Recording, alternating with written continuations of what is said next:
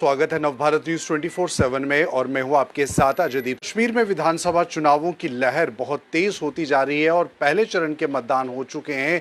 दूसरे और तीसरे चरण के मतदान जो हैं वो अब होने ही वाले हैं और ऐसे में जम्मू कश्मीर में राजनीतिक पार्टियों की इस समय बात करें तो आरोप प्रत्यारोप का सिलसिला भी जारी है। लेकिन कांग्रेस की जब बात करें तो बीते समय में कांग्रेस को लेकर बहुत सारे सवाल भारतीय जनता पार्टी ने भी उठाए। लेकिन इस समय जम्मू में बाहू कॉन्स्टिट्यूएंसी से बात करें तो तरनजीत सिंह टोनी जी जो हैं वो चुनावी मैदान में और ऐसे में कांग्रेस का अस्तित्व इस समय जम्मू में विधानसभा चुनावों को लेकर किस स्थिति पर है, किस मौकाम पर है, इसे लेकर इनसे बातचीत करते हैं। और बातचीत के लिए खास हमारे साथ आज ये मौजूद है। अपना समय निकालकर आपका बहुत बहुत स्वागत है नवभारत में। शुक्रिया जी। तरनजीत जी, आपकी पार्टी में भी नई पकड़ है कांग्रेस की। अगर हम बात करें वैसे तो राजनीतिक गलियारों में आपकी काफ़ी ज़्यादा तजुर्बा रहा है। ऐसे में बाहू कॉन्स्टिट्यूएंसी से आप चुनाव लड़ रहे हैं। आपके अगर कंटेस्ट यहाँ पर जो कॉम्पिटिटर्स हैं उनकी बात करें तो रंधावा जो कि भारतीय जनता पार्टी से हैं, विक्रम रंधावा जी, ऐसे में किस तरह से आप अपने प्रतिद्वंदी को देखते हैं और किस तरह की ज़मीनी स्थिति इस समय कांग्रेस पार्टी की है? देखें, प्रतिद्वंदी जो है वो मेरा एक छोटा भाई जैसा है, चाहे वो किसी भी पार्टी से है, कोई भी है, वो मेरा छोटा भाई जी, उसको भी लड़ने का अधिकार है। ठीक है, ये डेमोक्रेसी है, इसी की तो नाम डेमोक्रेसी है, खूबसूरती है इसकी। तो रही बात ज़मीनी हकीकत की, तो ज़मीनी हकीकत ये है कि भाजपा की ज़मीन खिसक चुकी है, क्योंकि वो जो लोगों के मुद्दे रोज़ की ज़िंदगी में ज़रूरी हैं, जिनके चर्चा होनी चाहिए, उस पर वो बात नहीं करते। आज मेरे लोग परेशान हैं कि साफ पीने का पानी नहीं है। आप ये आप छन्नी हिम्मत ले लो, त्रिकुटा नगर ले लो, ये बड़ी पॉश कॉलोनीज मानी जाती हैं। मैं त्रिकुटा नगर में गया, पानी के पीने की किल्लत है और जो आ रहा है वो साफ नहीं आ रहा। फिर उसके बाद आप ये सोचो कि ये हम कह रहे हैं जम्मू स्मार्ट है। जम्मू 4 इलेक्ट्रिसिटी पोल्स के आसपास आप लाल पीली नीली लाइटें लगाकर या पुल के नीचे लाल पीली नीली लाइटें लगाकर स्मार्ट मीटर लगाकर आप समझते हो कि ये स्मार्ट हो गया शहर। बिजली के बिल देखो आप कैसे चले गए आगे। अब कह रहे हैं कि एक और स्मार्ट मीटर आ रहा है, वो लगेगा आपके पानी के उसके ऊपर टंकी के साथ। तो आप समझ लो कि बिलों की मार इतनी ज़्यादा हो जाएगी कि आप तो क्या करोगे फिर। आदमी जिसका 400 रुपया दिहाड़ी है, उसको 4000 रुपये का बिल कहाँ से वो लाएगा। बच्चों को पढ़ाना मुश्किल हो गया है। ये वो सरकार आई है कि जिन्होंने अंग्रेज़ों से भी आगे निकल गए, हमारे पर हमारी रोटी पे टैक्स, दूध पे टैक्स, दही पे टैक्स, लस्सी पे टैक्स। आप मुझे बताओ, बच्चों की कॉपी पेंसिल के ऊपर टैक्स, रबर के ऊपर टैक्स। मुझे बताओ ये कौन से लोग हैं ये? लेकिन यहाँ के लोग हैं ये कि जिन लोगों को ये नहीं मालूम। आपने एक देखा, बचपन में एक पिक्चर आई थी, रोटी कपड़ा और मकान, कि आदमी की ज़िंदगी में ये 3 चीज़ें बहुत ज़रूरी हैं।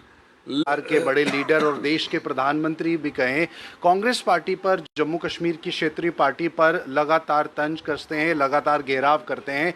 कल भी रैली हुई श्रीनगर में भी, कटरा में भी। ऐसे में परिवारवाद की राजनीति की वे बात करते हैं। ये बात करते हैं कि अलगावाद को जो है ये पार्टियां बढ़ावा दे रही हैं। ये बात करते हैं कि पाकिस्तान के साथ जो सवाल है इनका, पाकिस्तान और ये करते हैं, तो पाकिस्तान बिरयानी खाने कौन गया था? कहाँ से आई थी इनविटेशन? पूरा जहाज मोड़ दिया। दिल किया तो आप कोई बादशाह थोड़ी हैं। There are certain protocols to be followed. Why did you go? Who invited you? आप अपने जब अपना दिल किया, मुंह उठाया, वहाँ चले गए। आपको तो ये देखना था ना कि भाई हमारी कंट्री का क्या, आपका स्टैंड क्या था। इसका मतलब ये थोड़ी कि आपका दिल करे तो आप बिरयानी खाएं तो लोगों को कहेंगे, तो लोग दूसरा कोई बात कर दे तो आप बोलेगे ये देशद्रोही है। फिर आप क्या हुए? आप क्यों गए थे बिरयानी खाने? आप मुझे बताओ, वो लोग जो लोग हमारे लोगों को चैन से सोने नहीं देते, वो लोग जो हमारे मासूम लोगों के कातिल हैं, उनसे कैसी बिरयानी उनके साथ खाई जाए हमारी? क्यों खाएं हम उनके साथ बिरयानी? इधर हमारे लोगों का कत्ल हो रहा था, हमारे लोग मारे जा रहे थे, मिलिटेंसी के एनकाउंटर चल रहे थे, जब प्रधानमंत्री जी वहां पे बिरयानी खा रहे थे, केक काट के खाया जा रहा था। तो इसलिए ये बहुत सारी चीजें ऐसी हैं, ये बीजेपी है भाई, इनके खाने के दांत और दिखाने के और दूसरी सबसे बड़ी बात, ये जो करते ना भाई बाप बेटी की सरकार, बाप बेटे की सरकार, जब अपनी बारी आई तो ये उमर अब्दुल्ला के पैरों में गिरे हुए थे, फारूक अब्दुल्ला के पैरों में गिरे हुए थे, हमारे साथ समझौता करो। अब इस चुनाव में प्री पोल अलायंस की हम बात कर रहे हैं, कांग्रेस और नेशनल कॉन्फ्रेंस की जो हो रही है, लगातार सवालों पे सवाल भारतीय जनता पार्टी खड़े कर रही है आपके अलायंस को लेकर। ऐसे में किस तरह से आप समझते हैं, विचारधारा की लड़ाई भी है ये? मैं आपको बताता हूँ, जब इन्होंने कहा कि ये बाप बेटी की सरकार जो है ये सबसे बड़े अलगाववादी है, और जब सरकार बनाने की बारी आए तो वही महबूबा जो मिलिटेंसी की कहते थे जड़ मानी जाती थी, वो इनकी बुआ बन गई, क्योंकि समझौता हो गया, फिर महबूबा जी महबूबा जी महबूबा जी महबूबा जी होने लगा। मैं देखें, हर लीडर का सम्मान है, ये देश टू लो, इतना ज़्यादा थोड़ी होना चाहिए किसी को। आप किसी से, एक हमारी बहन है, वो भी महबूबा जी हमारी बड़ी बहन की तरह है, we have a lot of respect for her also. तो अब क्या कहें, एज ए चीफ मिनिस्टर जब वो मेरे इलाके में गई, मेरे साथ उन्होंने बड़ा अच्छा बर्ताव किया, मैंने जो कहा उसने वहाँ पे किया। तो आज की डेट में just for the sake of opposition you start saying something else, वो हमने एटलीस्ट, मेरा अपना किरदार ऐसा है, मैं तो किसी पे छीटाकशी करता नहीं, लेकिन अगर आपका सवाल ऐसा है तो जवाब ऐसा होगा।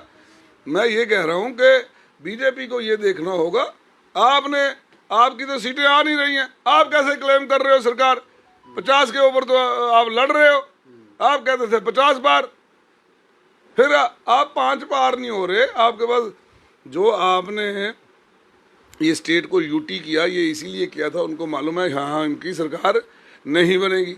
फिर उसके बाद आज सारी पावर्स हमारी नहीं, ये आप लोगों की पावर जो है यही छीन कर वो एलजी को दे दी।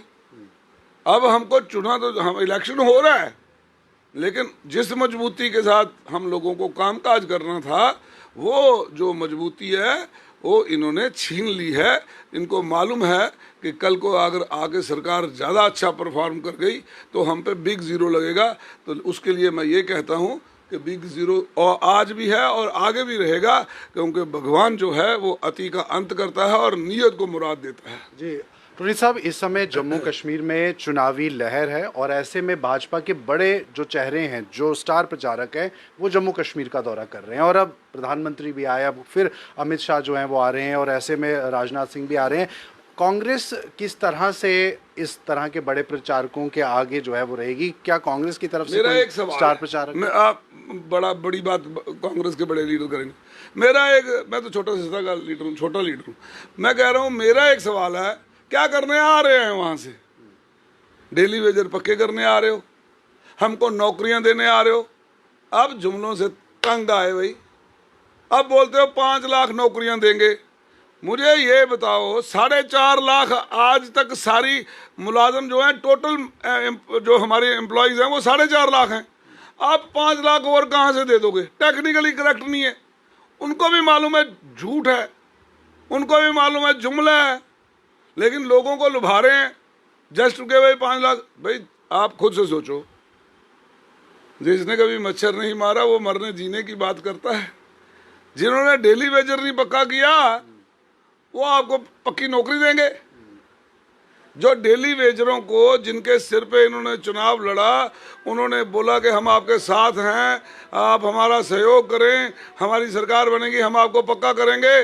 5 साल सरकार के भी गुजारे, 5 साल और चोर दरवाजे से, एलजी के दरवाजे से शासन कर लिया, लेकिन उनको पक्का नहीं किया। उनको एफिडेविट दिए पक्का कर देंगे बीजेपी ने। वो कौन सा व्यक्ति है जिसको इन्होंने ठगा नहीं है? लेकिन बीजेपी तो ये कहती है कि जो डेली वेजर्स का मुद्दा है वो पुरानी सरकारों का पाप इस पे मत। लेकिन आपने बोला था ना, इन्होंने बोला था हम पक्का करेंगे। अब हम कह रहे हैं हमारी सरकार आते ही इनको पक्का करेगी। अगर वो हमारे पे कह रहे हैं तो हम पक्का कर लेंगे। अब क्यों बोल रहे हो कि हमें 10 दिन दे दो, 10वें दिन कर देंगे? अब ये कुछ नहीं करेंगे, ये सिर्फ जुमले हैं जो फैला रहे हैं, बाकी कुछ नहीं है इनके पास। बेसिकली हकीकत के अंदर इनके पास जो अब कहने को कुछ रहा नहीं है। ये ऐसे ही उलझाएंगे। ये अनहोली अलायंस है। आपका होली हो जाता है जब आप महबूबा से अलायंस करते हो, पीडीपी से। हमारा अनहोली हो गया। हमने किया है लोगों की। देखो राहुल गांधी जी जो इंडिया अलायंस में हमारा चल रहा था, वही अलायंस को आगे कंटिन्यू किया है। सीट शेयरिंग हुई है, जहाँ नहीं हो पाई वहाँ पे फ्रेंडली कंटेस्ट हुए हैं। तो this is part of democracy and यही एक चीज़ है। तो मैं जो ज़मीनी सतह पे हकीकत है, और ये लोग आज इनको पता चल गया है, एजेंसियों ने खबर दे दी है कि आपका सुपड़ा साफ हो जाएगा जम्मू कश्मीर में। आप जो 50 पार की बात करते थे, 5 पार नहीं हो पा रहे, ये सिंगल डिजिट में रह जाएंगे। मुझे बताओ, आज 2/3 मेजॉरिटी के साथ हमारी सरकार बनने जा रही है कांग्रेस और एनसी की, तो आप कैसे क्लेम करते हो? It is a writing on the wall. आप you cut my finger, I will write it with blood के आगे सरकार जो है इंडिया अलायंस की है, that is with 2/3 of majority. तो ये इनका कुछ बनेगा ही नहीं। और मैं अपने बाहू के लोगों को ये बताना चाहता हूँ कि एक बात, कि आप लोगों को विश्वास दिला दूँ, जी जान पे खेलूँगा और आप लोगों के लिए लड़ूंगा और आप लोगों को तरक्की का वो इतिहास दिखाऊंगा जो जम्मू के लोगों ने देखा नहीं होगा। क्योंकि मैंने अपने 3 साल के डीडीसी के कार्यकाल में 850 करोड़ का विकास किया। आए मैं गिनाऊंगा, आप मेरे साथ चलिए। मैं जम्मू के लोगों को ये कहना चाहता हूँ, खासकर जम्मू बाहू कॉन्स्टिट्यूंसी के जो 1,21,000 के करीब हमारे वोटर्स हैं, और जो नहीं भी हैं उनको भी, क्योंकि बाकी जो हैं वो सपोर्टर हैं। मैं उनको कहना चाहता हूँ, यंगस्टर्स को, कि आप एक बार ना यहाँ से सुचेतगढ़ जाएं, आरएसपुरा से आगे को जो सड़क जाती है, आप एक बार वो देख के आए कैसी सड़क बना रहा हूँ मैं। What is my vision? It is a saying that if you lose your eyesight, you are blind. If you lose your eyesight, you are blind. But if you lose your vision, your next generation is blind. क्योंकि leader का काम है आगे तक सोचना। अब जाके देखो मैंने वहाँ पे क्या क्रिएट किया है। परेड है तो हमने शुरू कराई है। अगर काबिलियत होती तो बीजेपी के मेंबर पार्लियामेंट और बाकी जो लोग थे वहाँ पे वो करवाते। लेकिन बीजेपी तो कह रही है कि कश्मीर में आप देखें इतनी खूबसूरत सड़क, अगर किसी के जो बीजेपी के कंटेस्टिंग लोग हैं, या पूरे जम्मू की बात कर रहा हूँ, अगर उन्होंने बनाई है तो मैं ये चुनाव यहीं छोड़ दूंगा। I give U a walk over. लेकिन काम को ये बात करो ना, आप ऐसे ये हो जाएगा, आपकी मुंडी गाड़ दी जाएगी, रात को आप मारे जाओगे, आप ये हो जाओगे। कहाँ हो जाएगा? मुंडियाँ तो आपने कटवाई। हमारा एक नौजवान लड़का आपने मरवाया। बाहर से इतनी माफिया आ चुका है यहाँ पे। माइनिंग माफिया आप लेके आए, लिकर माफिया आप लेके आए, घर घर के पास, स्कूल कॉलेज मंदिरों के पास। लेकिन वही इन्होंने शराब की दुकानें खुलाई जी। और दूधाधारी मंदिर, आप मानते हो उसको कि नहीं? कितनी श्रद्धा आपकी, कितनी है? बहुत श्रद्धा है ना। बहुत बड़ा मान्यता वाला मंदिर है, उसके आसपास 4 शराब की दुकानें खोली। ये है बीजेपी, ये है मुंह में राम राम, बगल में छुरी थी ना, इन्होंने पौवा भी रखा साथ में। ये वो बीजेपी है जिन्होंने इस मंदिरों को, शहर को 100 शराब की दुकानें और खुलवा दी। लेकिन एलजी साहब इतना दावा करते हैं, वो कहते हैं कि मेरा जो शासन रहा इतने समय में, जनता जम्मू कश्मीर की बहुत सुखी, अगर नहीं हो तो वो इस्तीफा दे देंगे। इस तरह के बयान। अब ये बात हम अपोजिशन वाले कुछ कहेंगे तो आपको लगेगा एज एन अपोजिशन कुछ बोल रहे हैं। ये बात आप बीजेपी वालों से ही पूछ लो, ऑफ द कैमरा बताएंगे क्या हाल है। ये जनाब ये वर्स्ट कॉल था। यहाँ की ब्यूरोक्रेसी ने हमारा वो बुरा हाल कर रखा है, वो किसी की सुनती नहीं है। रात को एक ब्यूरोक्रेट को ख्याल आता है यहाँ पे बच्चों के एग्जाम जो है वो यहाँ जम्मू कश्मीर में नहीं होंगे, बाहर होंगे। गरीब माँ बाप ने अपना सोना गिरवी रखा और जाके किसी ने चंडीगढ़, किसी ने जलंधर, किसी ने अमृतसर, कहीं ने दिल्ली तक गए अपना एग्जाम करवाने के लिए। आने दो हमारी सरकार, जरूरत करे कोई IAS IAPS ऑफिसर अपनी मनमानी चलाने के लिए, law of the land will rule this state, law of the land, not they are not the law. IAS IPS are not the law, they are under the law, but they are acting as if they are above the law. वो होने नहीं देंगे. This is the basic problem कि वो मनमानियाँ कर रहे हैं. आज एक एडिशनल चीफ सेक्रेटरी जो लेवल का एक आदमी परमार साहब एलिगेशन लगाता है, चिट्ठी लिखता है ईडी को, CBI को और गृह मंत्रालय को कि हमारे जम्मू कश्मीर के अंदर 10,000 करोड़ की PHE में घपला हो गया. आपको मालूम है वो क्या है? पत्रकार हैं आप, लेकिन आपने सुना, लेकिन आपने पूरा इन्वेस्टिगेट नहीं किया. वहाँ पे ये हुआ कि GI पाइप, जिसको स्टील पाइप कहते हैं जो लगती है, टेंडर होता है GI पाइप का, अप्रूव होती है GI पाइप, टेक्निकल अप्रूवल भी वही होता है GI पाइप का, लेकिन खरीदी जाती है प्लास्टिक की पाइप, जो बड़ी इंफीरियर क्वालिटी की पाइप है वो खरीदी जाती है. और फिर हमारा एक चीफ इंजीनियर संजीव मल्होत्रा, वो दिल्ली से श्रीनगर पोस्टेड थे, तो उन्होंने कहा कि साइन करो कि आप भी ये लगाओगे. ही रिफ्यूज टू साइन, उसको दूसरे दिन ट्रांसफ़र कर दिया. और जो एडिशनल चीफ सेक्रेटरी रैंक के कमिश्नर थे मिस्टर परमार, उसको संडे के दिन रात को 8 बजे ट्रांसफ़र कर दिया. कहाँ का कौन कहता है भाई बड़ी, आप कह रहे हो कि बड़ी शानदार ये वो चल रहा है, ये चल रहा है, वो चल रहा है, ये करप्शन फ्री. ये सिंगल विंडो है, लेकिन सिंगल विंडो करप्शन की है. तो ये इनका असली है. और यहाँ पे माइनिंग माफिया लाया, लिक्कर माफिया लाया, ठेकेदारी माफिया लाया, यहाँ पे लैंड माफिया लाया. मतलब आप बताओ क्या लूट मची है.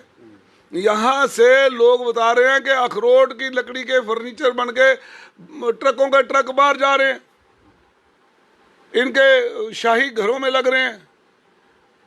आप मुझे बताओ, मैं जो बातें कर रहा हूँ, आप इनकी इन्वेस्टिगेशन करवाओ भाई.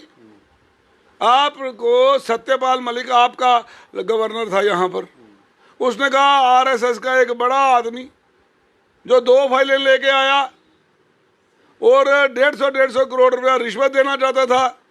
बोला ना उसने, सुना है ना, आप लोगों ने भी सुना है उसको. वो पूरे मीडिया में आया, नहीं आया तो आप YouTube पे वायरल देख लें उसकी वीडियो. वही जिसके ऊपर इल्ज़ाम था, वही आज जम्मू में इंचार्ज बना के भेजा बीजेपी ने. क्योंकि आज बीजेपी की इलेक्शन में टोटल माइनिंग माफिया और लिक्कर माफिया का पैसा लग रहा है. टोटल माइनिंग माफिया और लिक्कर माफिया का पैसा धड़ल्ले से लग रहा है. जो ही सरकार बनेगी इस माफिया के ऊपर शिकंजा कसा जाएगा. और एक बात हूँ, इसको लीड करेंगे हम, लीड करेगा टोनी सिंह. क्योंकि ये मैं बता दूं, हमने एक कसम खा रखी है, ये माफिया राज को डिसमेंटल करना है. बिल्कुल बिल्कुल. तो जाहिर सी बात है, समय कम है, लेकिन बहुत सारी बातें अभी बाकी हैं. कांग्रेस से बात करें तो तरनजीत सिंह टोनी का ये साफ तौर पर कहना है कि सरकार अगर उनकी आती है तो वो ऐसे मसले जो दबी फाइलों में बंद है वो उजागर होंगे और कार्रवाई जो है वो जरूर होगी. एक और बात कहूँ, आप बाबे जाते हो, बाबे वाली माता की पूरी मार्केट रेगुलराइज करने के चक्कर में इन्होंने 10 साल निकाल दिया. क्यों नहीं की उसको रेगुलराइज? आप तो हिंदुओं के ठेकेदार बनते थे. आपकी बाबे की बस्तियां जो हैं वो रेगुलराइज नहीं हुई, बठिंडी रेगुलराइज नहीं हुई. यहाँ पे चट्ठा के पास हमारी ना शिकलीगर कुलियाँ एक बस्ती है, वो रेगुलराइज नहीं हुई. ये हमारी वाल्मीकि बस्ती रेगुलराइज नहीं हुई. मैं पूछना चाहता हूँ आपने क्या रेगुलराइज किया? आपने लोगों को डरा रखा है कि आप बुलडोजर लेके इन बस्तियों को गिरा देंगे. वाल्मीकि डरते हैं अलग से, आप वो शिलीगर कुलियाँ डरती है अलग से, बठिंडी डरती है अलग से. ऐसे लोगों को डरा रखा है कि ये बुलडोजर. और दूसरी सबसे बड़ी बात हम ये कहना चाहते हैं कि राजनीति जो है डरा के धमका के नहीं होती है, राजनीति होती है प्यार से. जो राहुल गांधी ने प्यार की दुकान खोली है और उससे राजनीति होती है, जो हमेशा होती आई है. अगर दुनिया को डंडे से चलाना होता तो फिर तो मैं कहता हूँ, फिर तो वो आप कृष्ण जी की बात कर रहे थे, कृष्ण जी तो फिर ये उंगली पे सुदर्शन चक्कर चलाते थे, फिर तो दुनिया यूं ही साफ हो जाती। लेकिन उन्होंने भी परिभाषा क्या बताई, प्यार की बंसुरी बजाई, पक्षी परिंदे जानवर इंसान वनस्पति, यहाँ तक के कहते पानी भी उसी लय में बहता था जो वो धुन बजती थी। तो ये है प्यार की ताकत, दुनिया चलेगी प्यार से। गुरु नानक जी ने अगर पूरी जिंदगी सफ़र किया, वो प्यार का सफ़र चलाया और प्यार का ही पाठ पढ़ाया। इसी को यूनिवर्सल ब्रदरहुड कहते हैं। और मैं ये कहूँ कि 90 कॉन्स्टिट्यूंसियों में एक कॉन्स्टिट्यूंसी होगी चीफ मिनिस्टर की, उससे बेटर और ब्यूटीफुल कॉन्स्टिट्यूंसी होगी जम्मू की बाहू कॉन्स्टिट्यूंसी, क्योंकि उसके रखवाले बनने जा रहे हैं हम। परमात्मा करे हमको दे वो शक्ति ताकि हम लोगों की सेवा कर सके। अपने लोगों से ये कहूँ, मेरा अंजाम क्या होगा ये तो वो जानता है, क्योंकि कहते हैं ना अंजाम उसके हाथ है। तू आगाज़ करके देख, तू भीगे हुए परों से परवाज करके देख, ये तो उसके हाथ में है। लेकिन लोगों से वादा ये है कि काम के लिए आप लोगों को किसी दूसरे लीडर का दरवाज़ा देखने की ज़रूरत नहीं पड़ेगी। मेरा नतीजा कुछ भी हो, काम आपका मैं करूँगा। बहुत शुक्रिया। जय हिंद, जय भारत। तो इसी के साथ इस इंटरव्यू को यहीं ख़त्म करते हैं। आप अपनी राय ज़रूर कमेंट बॉक्स में साझा कीजिए। मुझे दीजिए इजाज़त। नमस्कार।